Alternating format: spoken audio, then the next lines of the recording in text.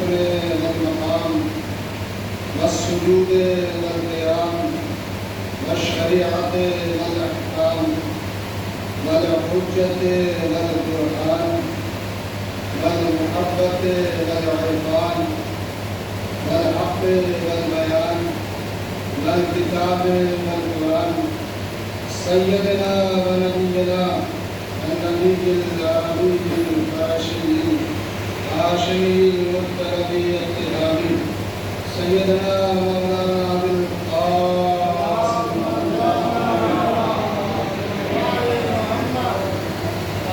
وعلى أهل بيته الطيبين الطاهرين المعصومين المظلومين المنكرين المنتقمين ولعنة الداعين على أعدائهم أجمعين من يومنا هذا إلى قيام يوم الدين.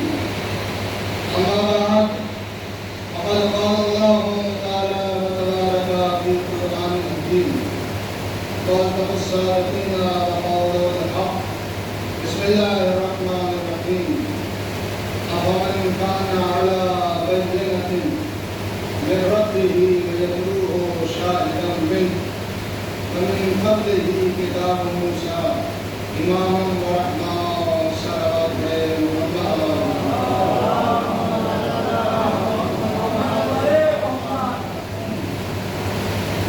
سامعین معزز، برادران عزیز، بزرگان قوم و ملت، فرش اعلیٰ پر بیٹھے ہوئے ولایت کے فرمانوں، پروردگار عالم قرآن مجید میں اپنے حبیب کے بارے میں ارشاد فرما رہا ہے. یہ قرآن کوئی معمولی کتاب نہیں ہے.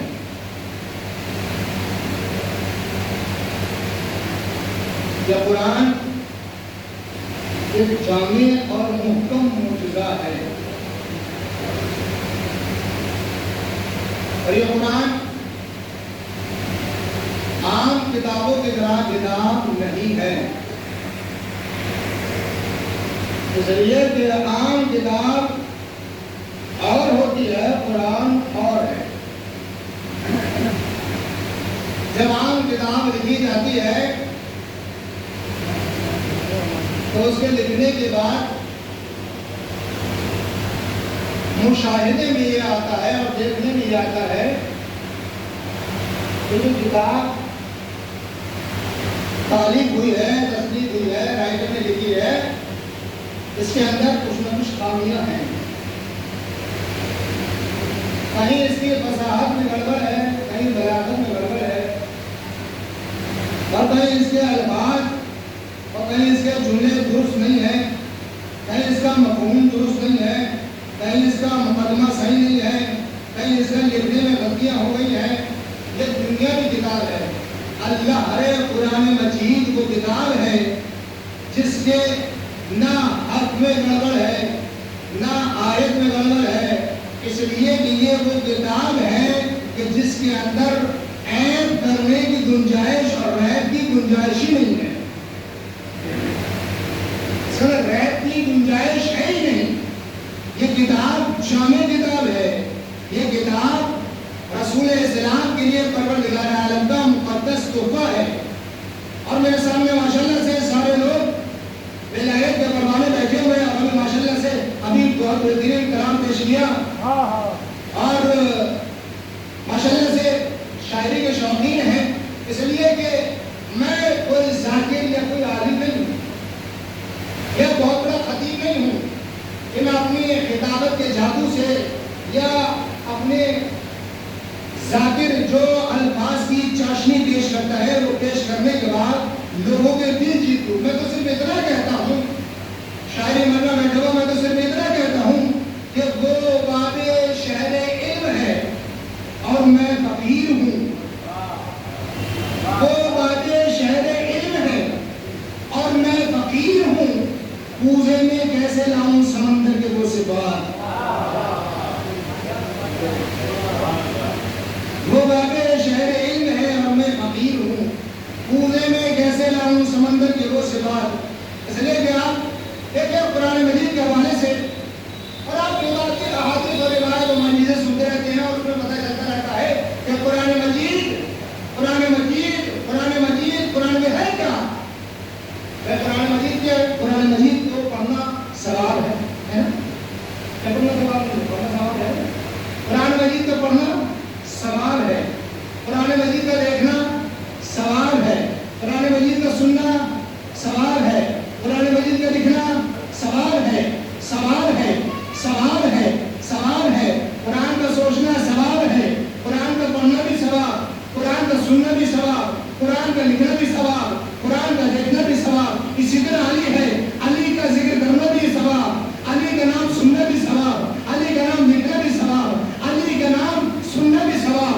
اس لیے کہ علی کا قرآن کا رشتہ ایسا ہے کہ جیسے رسول کا اور خدا کا رشتہ ہے، قرآن کا اور علی کا رشتہ ایسا ہے جیسے خدا کا رشتہ ہے۔ اس لیے دونوں آپس میں ہم نظر ہیں، دونوں میں کمی نہیں ہے، دونوں برابر ہیں، دونوں ہم پلہ ہیں، دونوں ہم پلہ ہیں، دونوں ہم پلہ ہیں۔ اس کا ذکر بھی عبادت ہے، اس کا ذکر بھی عبادت ہے، اس کو دیکھنا بھی عبادت ہے، اس کو دیکھنا بھی عبادت ہے۔ یا یوں کہہ دوں یہ قرآن ہے، قرآن خود کہہ رہا ہے کہ اگر مجھے مومنین پر پڑھا جائے تو ان کے دل میں مشاہدہ ہوتی ہے، نور بنتا ہے، اور اگر کافر پر پڑھا جائے تو اس کے نفاق میں اضافہ ہوتا ہے، نفاق میں اضافہ ہوتا ہے، نفاق میں اضافہ ہوتا ہے۔ اس لیے مولا کائنات کی ہے اگر مومنین کے درمیان علی کا ذکر کیا جائے تو چہرے کھل جاتے ہیں، اور منافق کے درمیان کیا جائے تو چہرے مر جاتے ہیں۔ صلوات پڑھے محمد۔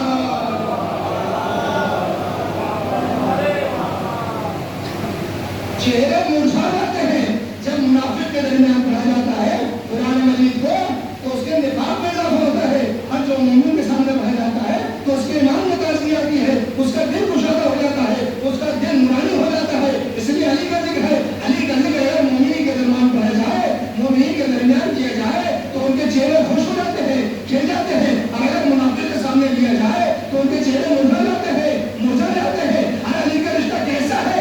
علی کا رشتہ ہم نہیں سمجھتے، لیکن ایک سائنس نے سمجھا جب اس نے نہج البلاغہ کو 200 مرتبہ پڑھا، پڑھنے کے بعد پھر قرآن کو پڑھا، اس نتیجے پر پہنچا، اور وہ آخر میں یہ کہتا ہے it is my final decision, یہ میرا آخری فیصلہ ہے، یہ حقی فیصلہ ہے، یا تو نہج البلاغہ اس نے لکھی ہے یا قرآن علی نے لکھا ہے۔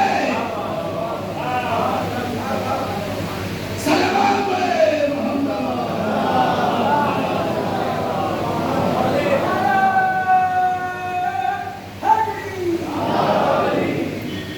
جب وہ ریسرچ کرنے کے بعد کہتا ہے 200 مرتبہ نہج البلاغہ پڑھنے کے بعد اور قرآن پڑھنے کے بعد کہتا ہے یا تو نہج البلاغہ اس نے لکھی ہے یا قرآن پھر علی نے لکھا ہے، یا قرآن علی نے لکھا۔ ہم کیا سمجھیں گے؟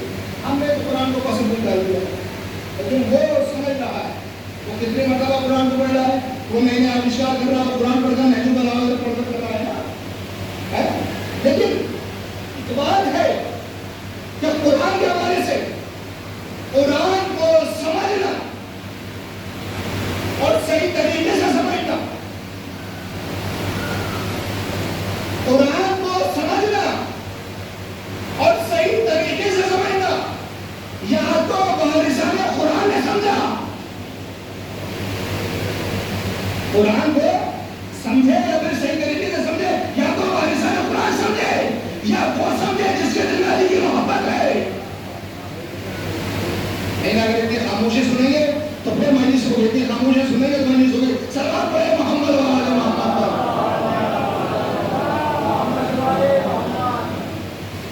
کیا بات نہیں آ رہی صاحب؟ ایک اور صلوات پڑھے محمد و آل محمد۔ یا تو قرآن کو وارثان قرآن نے سمجھا ہے، یا پھر انہوں نے سمجھا ہے جس کے دل میں علی کی محبت ہے، علی کی محبت ہے۔ ہمیں ہزار ہزار شکر کے سجدے کرنے چاہیے کہ پروردگار تیرا شکر ہے کہ تو نے ہمیں ایسے خاندان میں پیدا کیا کہ جس خاندان کے اندر علی کی ولایت، علی کا کلمہ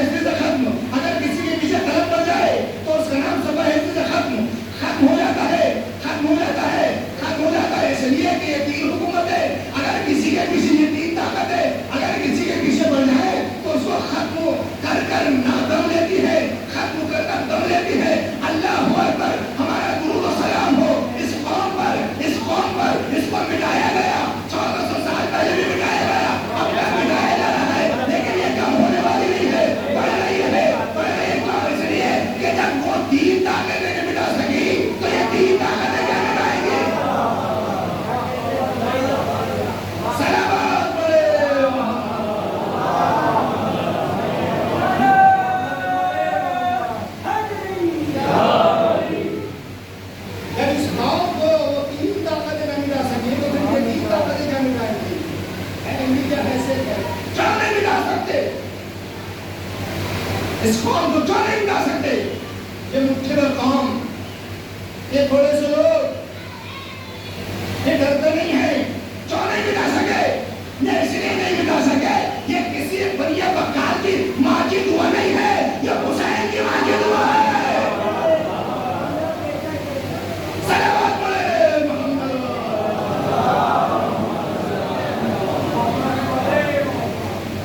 یہ کسی اپنی بہرے کی ماں کی دعا کا سر نہیں ہے، یہ حسین کی ماں کی دعا ہے۔ اس لیے کہ یہ جب تک وہ چاہیں گے یہ قوم باقی رہے گی، جب تک وہ چاہیں گے یہ قوم باقی رہے گی۔ ہاں جس آیت کو میں نے تلاوت کرنے کا شرح حاصل کیا، پروردگار قرآن مجید میں ارشاد فرما رہا ہے ومن کان علی بینۃ من ربہ ویتلوہ شاہدا منہ ومن قبلہ کتاب موسیٰ اماما ورحمہ۔ کیا بس وہ کون لوگ ہیں جو اپنے رب کی طرف سے بینہ پر ہیں، دلیل پر ہے، اور ان کے پیچھے پیچھے آ رہا ہے ان کا ساتھی، ان کا مونس، ان کا ہمدم، ان کا بھائی، ان کا وزیر، ان کا جانشین۔ اس سے پہلے، کس سے پہلے؟ قرآن سے پہلے جناب موسیٰ کی کتاب امام بھی تھی اور رحمت بھی تھی۔ اس سے پہلے، قرآن سے پہلے کیوں رحمت تھی؟ اس لیے کہ توریت کے اندر بھی رسول کی رسالت کی گواہی اور دلائل موجود ہیں، توریت کے اندر بھی، زبور کے اندر بھی۔ اس لیے قرآن کہہ رہا ہے، اس لیے موسیٰ کی کتاب اس سے پہلے امام بھی تھی اور رحمت بھی تھی، امام بھی تھی اور رحمت بھی تھی۔ ارے کون ہے جو پیچھے پیچھے آ رہا ہے؟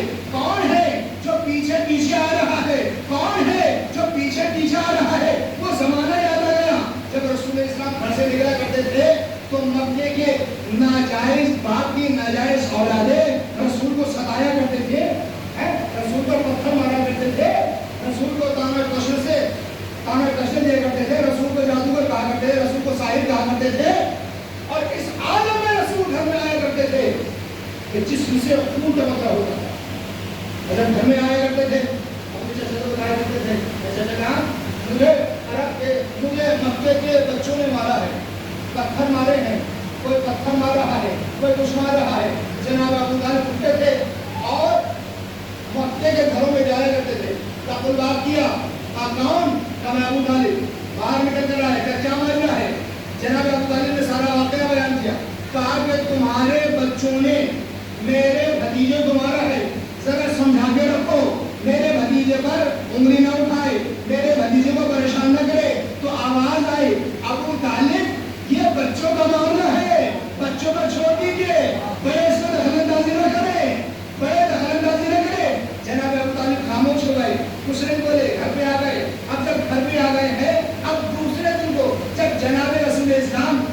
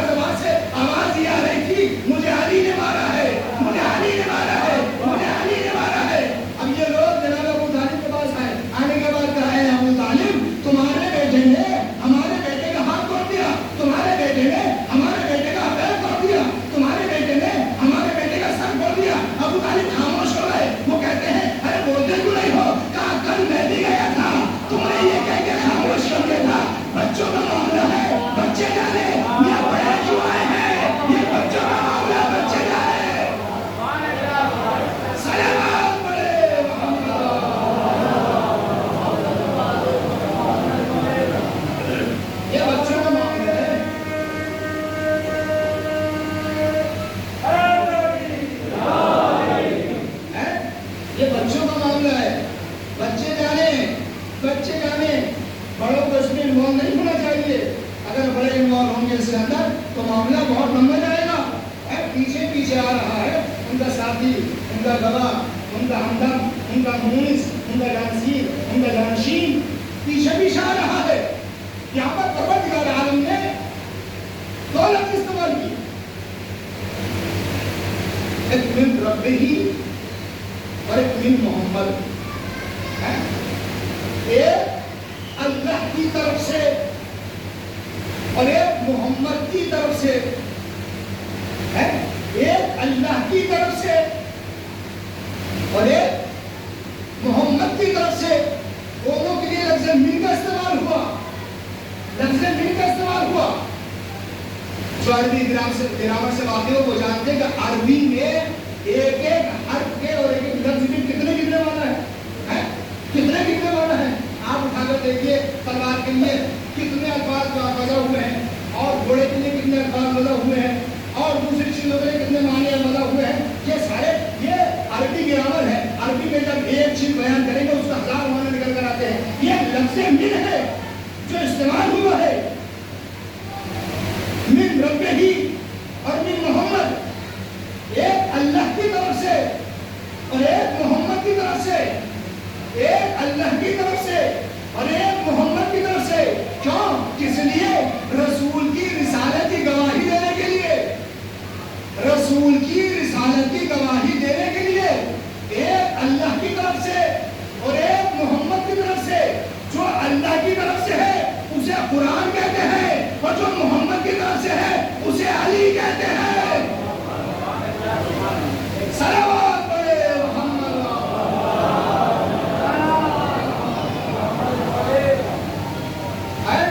جو اللہ کی طرف سے ہے اسے قرآن کہتے ہیں, اور جو محمد کی طرف سے ہے اسے علی کہتے ہیں.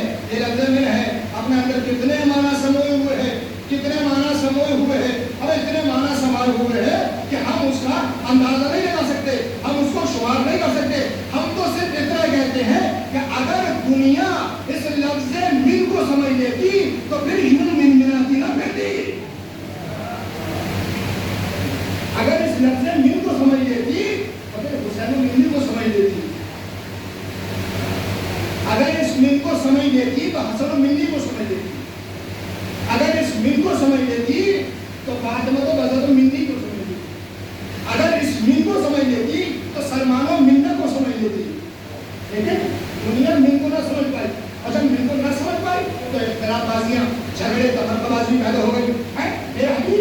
میرے حبیب تمہاری رسالت کے لیے دو گواہ ہیں, ایک میری طرف سے ہے اور ایک تمہاری طرف سے ہے. ایک میری طرف سے, ایک تمہاری طرف سے. پروردگار عالم نے جتنے بھی انبیاء آئے ہیں, اولو العزم نبی آئے ہیں, سب کو ایک معجزہ بھی دیا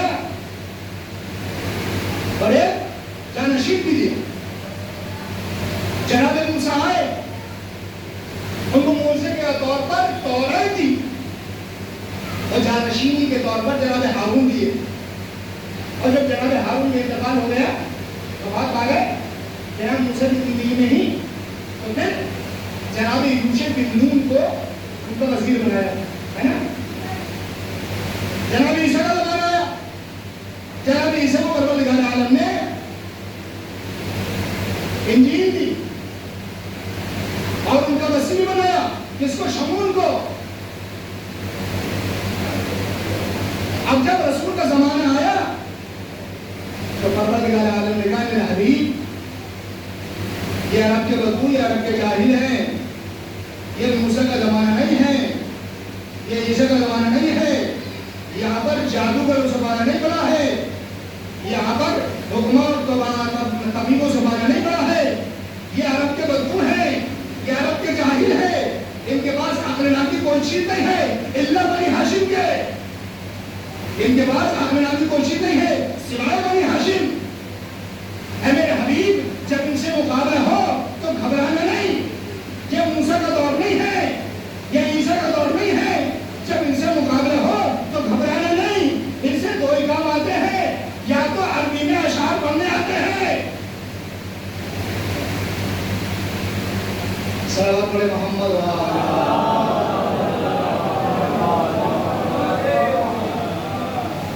تھوڑا آگے آ جائیے خراب ہوتے ہیں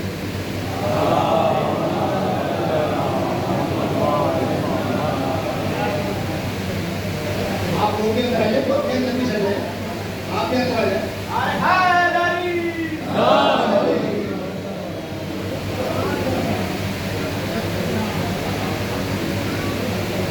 دیکھو صلوات علی محمد وآل محمد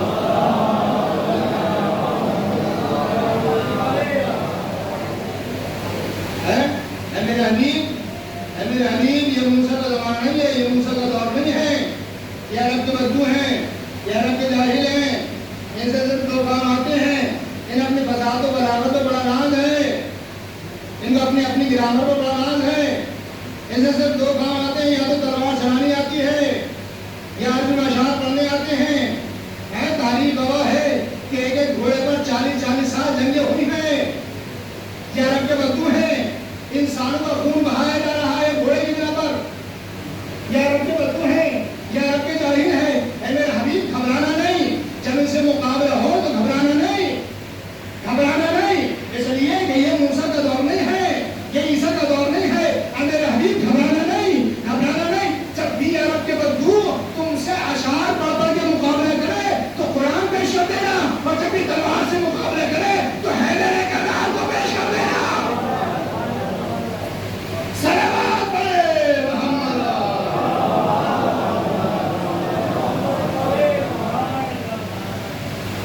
دیکھیں اپنے پیچھے والوں کو سمجھانے کا ہوں، یہ اپنے کو بولنے نہیں چاہ رہے۔ صلوات علی محمد وآل محمد۔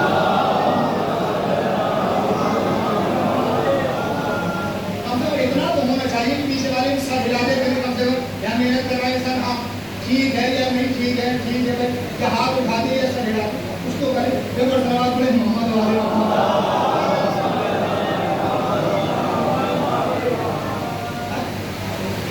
یہ جب بھی قرآن یہ جب بھی اشعار پڑھ کر مقابلہ کرے تو قرآن پیش کر دے، تاریخ نے لکھا ہے یہ عرب کے بدو جن اپنی بڑی فساد و بلاغت اور ناز تھا اور بڑے بڑے قصائد انہوں نے کہہ رکھے تھے، اور خانے کعبہ پر ایک مدت سے آگے سب تھے اور لوگ دیکھا کرتے تھے خانے کعبہ پر وہ قصائد لٹکے ہوئے ہیں، ان کے قریب نہیں جاتا تھا، کوئی اپنا شعر نہیں لٹکا سکتا تھا، کوئی اپنا قصیدہ نہیں لٹکا سکتا تھا۔ کیوں؟ اس لیے کہ اس کے سامنے دوسرے قصائد ہیچ رہا کرتے تھے، ہیچ رہا کرتے تھے، ہیچ رہا کرتے تھے۔ لیکن جب سورہ کوثر نازل ہوا، سورہ کوثر نازل ہوا، جب سورہ کوثر نازل ہوا، جب سورہ کوثر نازل ہوا، 3 مصرے صرف اور صرف سورہ کوثر کے اندر 3 مصرے ہیں، ابھی ختم بھی مکمل نہیں ہے، 3 مصرے ہیں۔ اِنَّا أَعْطَيْنَاكَ الْكَوْثَرَ فَصَلِّ لِرَبِّكَ وَانْحَرْ إِنَّ شَانِئَكَ هُوَ الْأَبْتَرُ۔ یہ 3 مصرے ہیں نا، عربی اعتبار سے دیکھا جائے 3 مصرے ہیں۔ جب یہ سورہ لٹکایا گیا تو تاریخ نے لکھا کہ انہوں نے منہ ڈھانپ ڈھانپ کر وہ قصائد جو بڑے بڑے قصائد ایک مدت سے لٹکے ہوئے تھے اتار لیے اور اپنی بے بسی کا اعلان کر دیا، اور انہوں نے بتا دیا کہ خدا کے بنائے ہوئے کے سامنے انسان کے بنائے ہوئے کی کوئی حیثیت نہیں ہوتی ہے۔ خدا کے بنائے ہوئے کے سامنے انسان کے بنائے ہوئے کی حیثیت نہیں ہوتی ہے، اب چاہے وہ قرآن ثابت ہو یا قرآن ناطق ہو۔ صلوات علی محمد۔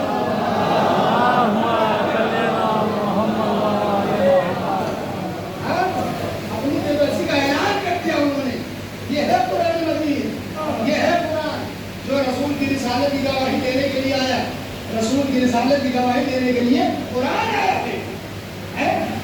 اب جب دونوں رسول کی رسالت کی گواہ ہیں تو دونوں نے چیلنج کیا، دونوں نے چیلنج کیا۔ قرآن کا چیلنج ہے بسم اللہ الرحمن الرحیم وَإِن كُنتُمْ فِي رَيْبٍ مِّمَّا نَزَّلْنَا عَلَىٰ عَبْدِنَا فَأْتُوا بِسُورَةٍ مِّن مِّثْلِهِ وَادْعُوا شُهَدَاءَكُم مِّن دُونِ اللَّهِ إِن كُنتُمْ صَادِقِينَ۔ ہے تو قرآن کا چیلنج ہے، یہ قرآن کا چیلنج ہے۔ اور علی کا چیلنج کیا ہے؟ سلونی قبل ان تکذبون، جو چاہے پوچھنا پوچھ لے، سے قبل کہ تم مجھے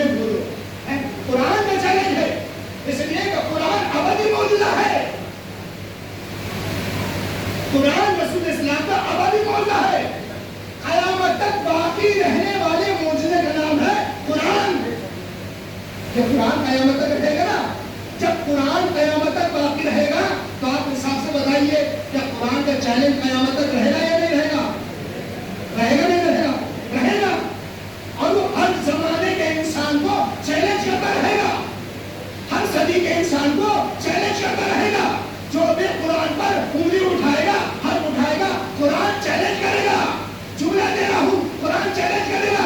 اس کا چیلنج بھی ہر زمانے کے لیے ہے، ہر صدی کے لیے ہے۔ اب چاہے وہ 1400 سال پہلے کا ابو جہل ہو، یہ اس زمانے کا وسیم رضوی ہو۔ صلوات علی محمد۔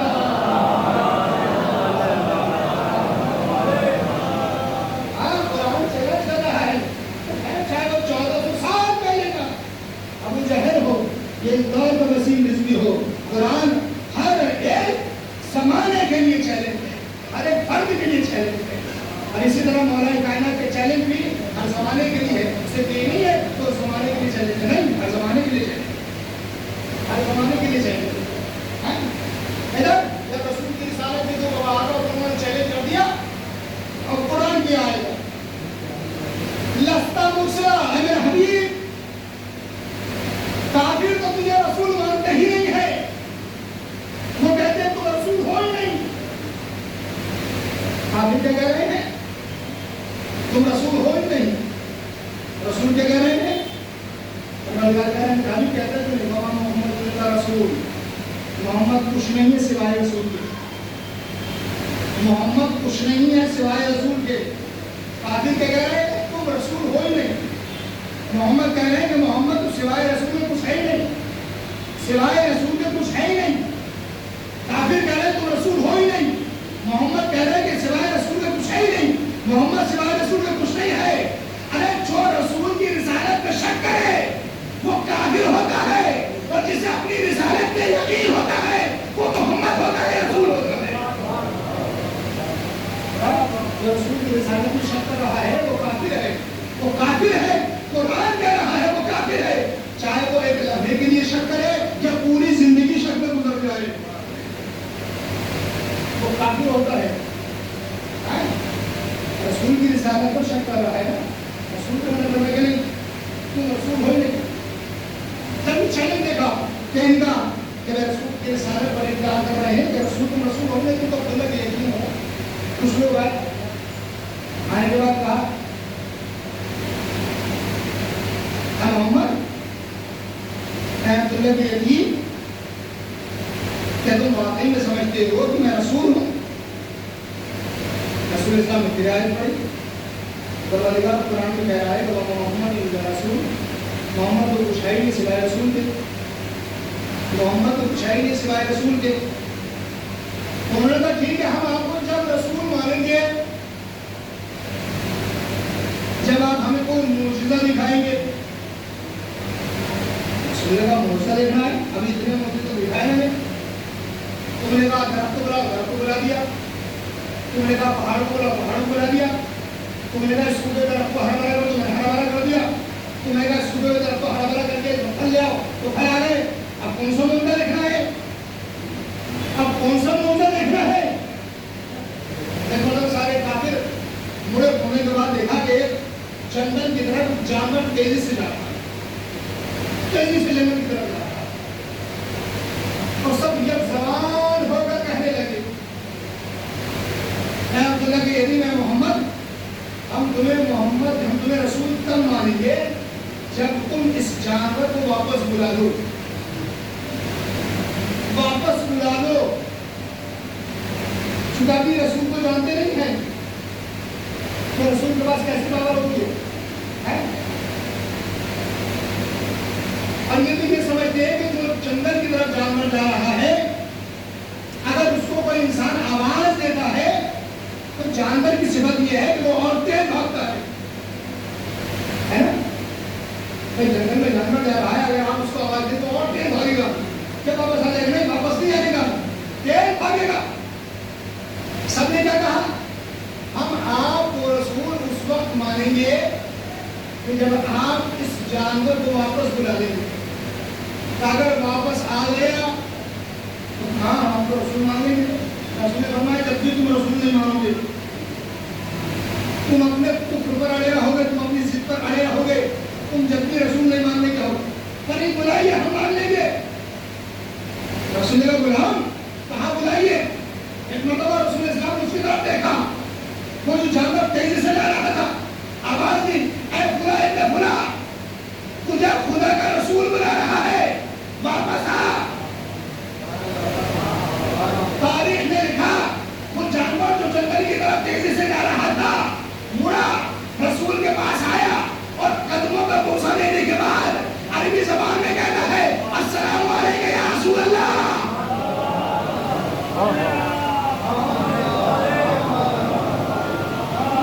اے اللہ کے رسول میرا سلام ہو. اور اس کے بعد اس نے کہا اشہد ان محمدا عبدہ ورسولہ، میں گواہی دیتا ہوں کہ بے شک آپ اللہ کے رسول ہیں. کافر مبہوت ہو گئے، رسول کے چہرے کی طرف دیکھنے لگے. جب دیکھنے لگے تو ایک جملہ کہا اے محمد تم بہت بڑے جادوگر ہو، تم نے اس جانور کو بلا دیا، یہ کیسے کر لیا؟ رسول نے فرمایا اس میں کون سی بڑی بات ہے، تم کہتے ہو جادوگر ہیں، ہم جادوگر نہیں ہیں، یہ ہمارے کمالات ہیں. جو ہمارے کمالات سن لیتا ہے، سمجھ لیتا ہے، وہ کلام کرنا شروع کر دیتا ہے. ابھی بڑی بات نہیں ہے، یہ تو تم جاؤ، تم سے بولے گا، تم سے بھی کلام کر لے گا. بھائی ہم سے کلام کرے گا؟ ہاں تم سے بھی کلام کرے گا. کیسے ہو سکتا ہے؟ کلام کرے گا. کلام کر کے دیکھو. ایک مرتبہ سارے کافر مڑے اور اس کے طرف متوجہ ہوئے. متوجہ ہونے کے بعد کہا کیا تو ہم سے کلام کرے گا؟ اس کے بعد جو سوال کرنا ہے کر، میں جواب دینے کے لیے تیار ہوں. جانور کہہ رہا ہے، جانور کہہ رہا ہے، جانور جانتا ہے کہ رسول کی منزلت کیا ہے. یہ انسان نہیں جانتا کہ رسول کی منزلت کیا ہے. جانور سے مخاطب ہوئے. مخاطب ہونے کے بعد کہا کہ اچھا یہ بتا، ہم نے تو یہ سنا ہے اور یہ دیکھا ہے کہ جو جانور جنگل کی طرف جا رہا ہو اور تیزی سے جا رہا ہو، اگر اسے کوئی انسان آواز دے گا تو وہ اور تیزی سے بھاگے گا، اور تیزی سے بھاگے گا، اور تیزی سے بھاگے گا، واپس نہیں آئے گا. تو اس آنے والے جانور نے کہا سب سے پہلے تو بات یہ ہے کہ یہ رسول کوئی انسان نہیں ہے، پہلے یہ دیکھ لے آواز کس نے دی تھی. انسانی کی آواز اور ہوتی ہے، رسول کی آواز اور ہوتی ہے. رسول کی آواز اور ہوتی ہے، انسانوں کی آواز اور ہوتی ہے. رسول آواز دے، رسول آواز دے، رسول آواز دے تو واپس آ جانا چاہیے، پہاڑی پر نہ چڑھ جانا چاہیے. صلوات پڑھے محمد.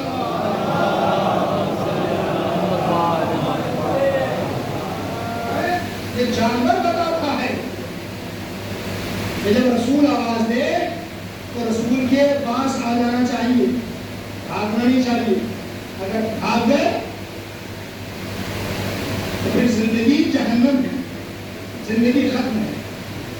لہذا رسول اسلام وہ ذات ہے کہ اگر انسان صحیح طریقے سے رسول کا کلمہ پڑھ دے اور اس کے بتائے ہوئے ایسے پر کامیاب ہو جائے تو یقین جانیے وہ یہاں بھی کامیاب ہے اور آخرت میں بھی کامیاب ہے. اس لیے کہ انہیں کی محبت آخرت میں کام آئے گی، میرے کی محبت کام نہیں آئے گی. یہی وہ ہے کہ جن کا خدا سے رابطہ براہ راست ہے، ڈائریکٹلی ہے، ڈائریکٹلی ہے. رسول کی رسالت کے دو گواہ ہیں. بہت لمبی چھوٹی بات ہو جائے گی، آپ نے بات اس بات کو مسائل انشاءاللہ. رسول کی رسالت کے دو گواہ آپ نے یہ کلیم ہے اور قرآن ہے. یہ کلیم ہے اور قرآن ہے. جب کافروں نے کہا کہ ہم تمہیں رسول مانتے ہیں تو آواز قدرت آئی بسم اللہ الرحمن الرحیم قل کفا باللہ شہیدا بینی و بینکم ومن عنده علم الکتاب. اے میرے حبیب ان سے کہہ دو کہ میری رسالت کی گواہی کے لیے ایک اللہ کافی ہے میری رسالت کی گواہی کے لیے، ایک اللہ کافی ہے اور ایک وہ کافی ہے جس کے پاس پوری کتاب کا علم ہے۔ ایک اللہ کافی ہے اور ایک وہ کافی ہے جس کے پاس پوری کتاب کا علم ہے۔ تو اللہ کو سمجھ میں آتا ہے کہ بھائی ہاں اللہ کافی ہے، اس لیے کہ اللہ سب سے بزرگ و برتر ہے۔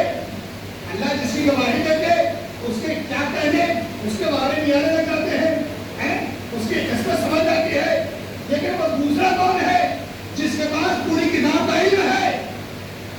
تلاش تو کریں جس کے پاس پوری کتاب، کس کے پاس پوری کتاب کا علم ہے؟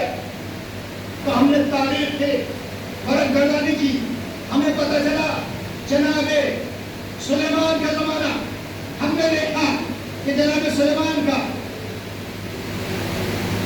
ملک ہے اور دربار سجا ہوا ہے۔ جناب سلیمان نے حکم دیا، جب انہیں پتہ چلا کہ ملک سبا میں بلقیس نام کی عورت رہتی ہے اور وہ بھی حکومت کرتی ہے، جب انہیں پتہ چلا تو انہوں نے اپنے تمام مشیروں کو بلایا، انسانوں کے مشیر، جنوں کے مشیر، سب کو بلایا اور بلانے کے بعد معاملے سامنے رکھا کہ تم میں کون ہے ایسا؟ میں نے اس کو دعوت بھیج دیا ہے کہ اس کے آنے سے پہلے اس کا تخت یہاں آ جائے، اس کا تخت یہاں آ جائے، اس کے آنے سے پہلے اس کا تخت یہاں آ جائے۔ تم میں ہے کوئی؟ تو تاریخ نے لکھا ایک دیر آگے بڑھا، یا نبی اللہ آپ مجھے اجازت دے دیجیے، اس کے آنے سے 1 گھنٹہ پہلے تخت آ جائے گا۔ جناب سلیمان نے کہا نہیں بہت دیر ہو جائے گی۔ دوسرا آگے بڑھا، نہیں اس کے آنے سے 2 گھنٹے پہلے، نہیں بہت دیر ہو جائے گی۔ تاریخ نے لکھا آصف بن برقیہ آگے بڑھے، آصف بن برقیہ آگے بڑھے کیوں؟ اس لیے کہ ان کے پاس کتاب سے علم تھا، ان کی کتاب کیا تھی؟ ثبور سے علم تھا۔ جناب آصف بن برقیہ کے پاس ثبور سے علم تھا، ثبور کا علم نہیں تھا۔ میں نے جملہ کہہ دیا، ثبور کا علم نہیں تھا، ثبور سے علم تھا۔ پوری کتاب کا علم ہونا اور ہے، کتاب سے علم ہونا اور ہے۔ جناب آصف بن برقیہ کے پاس ثبور سے علم تھا۔ انہوں نے کہا کہ نبی خدا آپ مجھے اجازت دے دیجئے، پلک جھپکتے ہی، پلک جھپکتے ہی، پلک جھپکتے ہی، پلک جھپکتے ہی تخت بلقیس آ جائے گا۔ جناب سلیمان نے دیکھا کہ تخت آ جائے گا، جی آپ پلک جھپکیے۔ جناب تاریخ نے لکھا جناب سلیمان نے پلک جھپکا، تخت آ گیا، تخت آ گیا، تخت آ گیا۔ کون آیا؟ کون آیا؟ جس کے پاس کتاب سے علم تھا، جس کے پاس کتاب سے علم تھا۔ ارے اس کے تو بڑے چرچے ہوتے ہیں، کتابوں کے اندر لکھا ہوا ہے کہ آصف بن برقیہ ایسے تھے کہ ان کے پاس کتاب سے علم تھا اور انہوں نے پلک جھپکتے ہی تخت بلقیس لا دیا۔ ارے جس کے پاس پوری کتاب کا علم ہو وہ منبر پر بیٹھنے کے بعد یہ کہے میں زمین سے زیادہ آسمان کے راز کو سمجھتا ہوں، تو تعجب نہ کرنا۔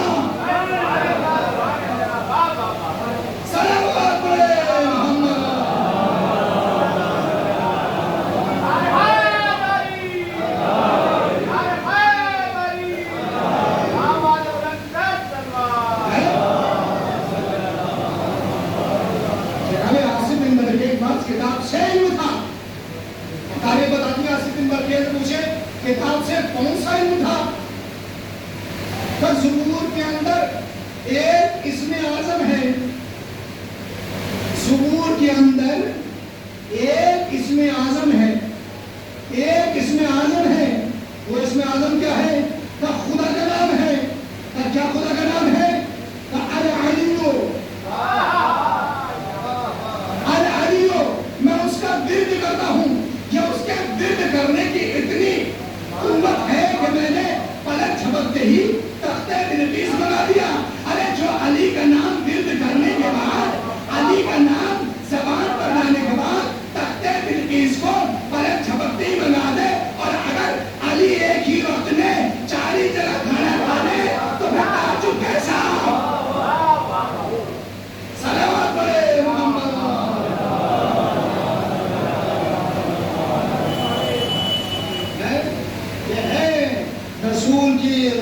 رسالت کے دو گواہ، ایک اللہ کی طرف سے ہے اور ایک خود محمد کی طرف سے ہے، ایک اللہ کی طرف سے، اور دونوں کا رشتہ ایسا رہا کہ کبھی جدا نہ ہوا۔ لیکن یہ دفعہ امام نے تلاوت کر کے بتایا کہ ہمارا رشتہ جیسے پہلے تھا ایسے ہی اب ہے۔ ہمارے سر و تن میں بھلے سے جدائی ہو جائے لیکن قرآن سے ہمارا رشتہ منقطع نہیں ہوتا ہے۔ قرآن کی تلاوت کر کے امام نے بتایا ہے کہ قرآن اور اہل بیت کا رشتہ تا قیامت باقی رہے گا۔ ہاں باب اعظم، آج محرم کی 8 تاریخ بھی ختم ہو گئی، 9 کی شب لگ گئی اور آپ فاطمہ زہرا کو ان کے لال کا پرسہ کر دینے کے لیے آ گئے تھے۔ اس فرش اعلیٰ پر خود امام زمانہ تشریف رکھتے ہیں، جی کھول کر امام زمانہ کو پرسہ دیجیے۔ اے مولا، کربلا کے میدان میں آپ پر جب پر رونے والا کوئی نہ تھا۔ اے مولا، کربلا کے میدان میں آپ کے جب کے بیٹوں پر کوئی رونے والا نہ تھا۔ اے مولا، کربلا کے میدان میں اگر کوئی آنسو بہاتا تھا تو اس کو تازیانے مارے جاتے تھے۔ اے مولا، اگر کوئی گریہ کرتا تھا اپنے باپ کو یاد کیا کرتا تھا تو اس کو تماشے مارے جاتے تھے۔ ہر والا آپ یہاں پر بیٹھے ہوئے ہیں کثیر تعداد میں، حسین کا پرسہ دینے کے لیے آئے ہیں جناب فاطمہ زہرا کو۔ آپ صاحب سے بتائیے، آپ جی کھول کر گریہ کرتے ہیں، آپ یہ بتائیے کہ آپ کے کوئی تماشے مارنے والا ہے؟ کیا آپ کو کوئی گھڑیاں دینے والا ہے؟ کیا آپ کو کوئی تازیانے مارنے والا ہے؟ کیا آپ کو کوئی نیزے مارنے والا ہے؟ حال شہادت حسین کے بعد کربلا میں غضب ہو گیا۔ سکینہ بابا کو رو رہی ہے، شمر آگے بڑھتا ہے، تماشے مارتا ہے۔ سکینہ بابا کو روتی ہے، ظالم آگے بڑھتا ہے، نیزہ مارتا ہے۔ جناب زینب اپنے بھائی کو روتی ہے، ظالم آگے بڑھتا ہے، نیزے سے وار کرتا ہے۔ لیکن یہاں پر کوئی وار کرنے والا نہیں ہے، کوئی تازیانے مارنے والا نہیں ہے، کوئی تماچے مارنے والا نہیں ہے۔ جی کھول کر فاطمہ زہرا کو پرسہ دیجئے، جی کھول کر پرسہ دیجئے۔ ہاں باب اعظم، آج جھولا برآمد ہوگا۔ کس کا جھولا برآمد ہوگا؟ کربلا کے میدان میں جو 3 دن کا بھوکا پیاسا تھا، جس کی ماں کا دودھ خشک ہو گیا تھا، جو 6 مہینے کی جان تھا، جس کو حسین میدان میں لے کر آئے ہیں اور فوج اشقیہ سے کہا ہے، اے فوج اشقیہ، تم یہ سمجھتے ہو کہ حسین پانی پی لے گا؟ لو میں اس کو چلتی ہوئی زمین پر لٹا دیتا ہوں، میں اس کو چلتی ہوئی زمین پر لٹا دیتا ہوں، آؤ اور اس کو پانی پلا دو۔ یہ کتنا پانی پی گا؟ تو گھونٹ پانی پی گا، زیادہ پانی نہیں پی گا، تو گھونٹ پانی پی گا، اس کو پانی پلا دو۔ لیکن کوئی جواب نہیں آیا، کوئی جواب نہیں آیا۔ دوڑ کر امام نے اصغر کو اٹھا لیا، اصغر کو اٹھایا، گلے سے لگایا اور ایک جملہ کہا، بیٹا تم بھی تو حجت خدا کے فضل ہو، اپنے حجت کو تمام کرو۔ ہاں واقعہ غضب ہو گیا، غضب ہو گیا۔ آپ کے گھر میں بھی چھوٹے چھوٹے بچے ہوں گے، آپ کا بچہ جب پیاسا ہو جاتا ہے آپ بلر جاتے ہیں، آپ تڑپ جاتے ہیں۔ کیوں؟ اس لیے بچے کی مامتا دل میں اجاگر ہو جاتی ہے، بھڑک جاتی ہے۔ آپ نہیں چاہتے کہ آپ کا بچہ پیاسا رہے، آپ نہیں چاہتے، آپ یہ چاہتے ہیں کہ میں پیاسا رہوں لیکن میرا بچہ پانی پی لے۔ یہ 6 مہینے کا بچہ ہے، یہ 1 سال کا بچہ ہے، یہ پانی ملے۔ لیکن ہائے کربلا میں حسین نے کہا، بیٹا یہ لوگ تمہیں پانی پلانے والے نہیں ہیں، ذرا اپنی حجت کو تمام کرو۔ علی اصغر نے سوکھی ہوئی زبان خشک ہاتھوں پر پھیرنا شروع کی، فوج اشقیہ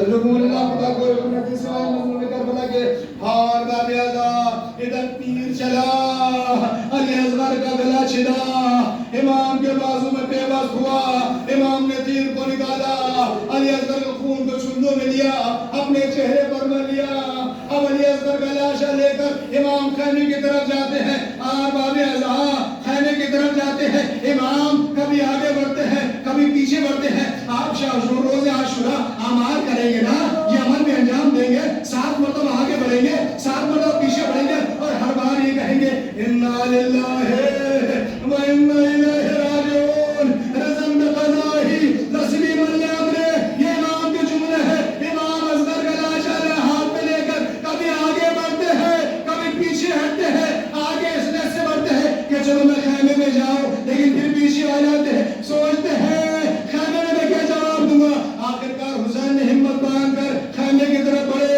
اب خیمے میں جیسے داخل ہوئے دروازے پر سکینہ مل گئی ایک جملہ کا بابا آپ اصغر کو پانی پلا لائے سکینہ پیاسی رہ گئے امام نے ابا کا دامن ہٹایا سکینہ نے سر پیٹا آواز سن کر زبان آئی اب اصغر کو دیکھا ایک جملہ کہا اے میرے لال جس نے تجھے شہید کیا وہ صاحب اولاد نہ تھا کیا تیرے جیسے بچے بھی نہر کیے جاتے ہیں ہار باب ازا حسین اصغر کا ماتم کرتے ہوئے اصغر کے لاشے کو لے کر چلے نرم زمین دے کر اصغر کو دفن انا للہ و انا الیہ رضا بقضائہ وسيعلم الذين ظلموا يوم القيامة ما